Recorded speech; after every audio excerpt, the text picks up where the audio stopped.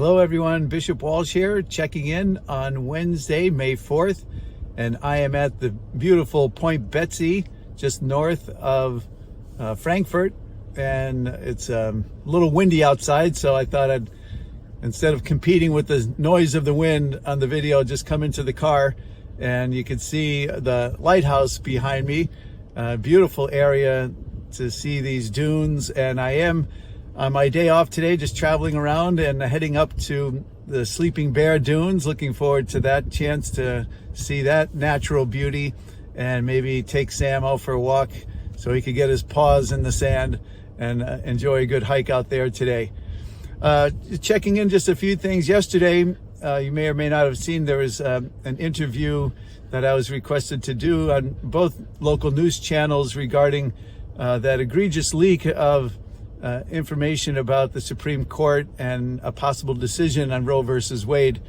And basically my comment was to acknowledge the fruitfulness of our prayer, and we hope that there is a possibility of changing what was a very unjust law, that we can never supersede the divine law based on the sixth commandment, thou shalt not kill, and always affirm the dignity and sacredness of life from the moment of conception till natural death. And we realize that regardless of the Supreme Court decision, and if we do have an overturning of Roe versus Wade, it will go back to the states, and we still will always have work to do to continue form consciences and to enhance everyone's appreciation of the gift of life.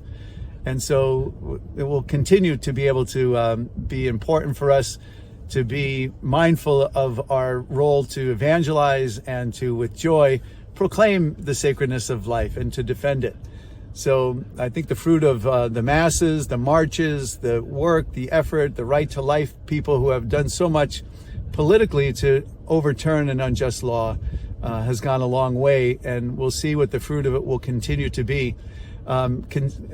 Mentioning the state level, we're probably all aware that there is a petition going around to try to change current state law, which would basically wipe out all of the current laws against abortion in the state of Michigan. And we do not want people to sign that petition. It's deceptive.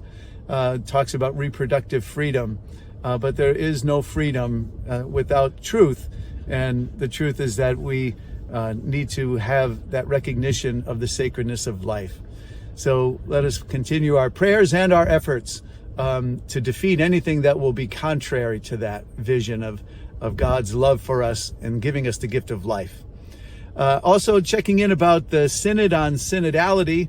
I was just with a parish that said they had a meeting last night and it went very well. So I know efforts are continuing to move forward with people trying to get input about the life of the church and how important that work is going to be in the overall scheme of Pope Francis's vision of synodality, and giving him ultimately feedback about where we're at in the life of our church.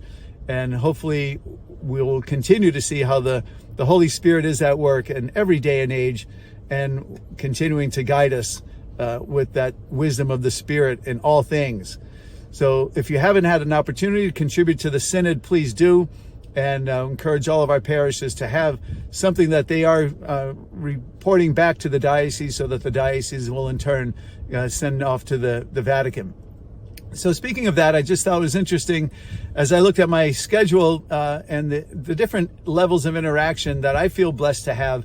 Last week I was on retreat with our diocesan priests up in Conway at the Augustine Center, and that was a wonderful experience.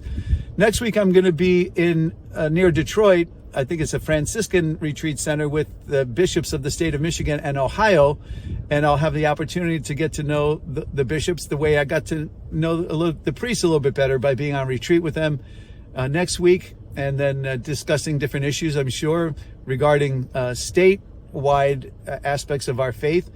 And then in June, I'm going to be going to San Diego. I know, poor me, right?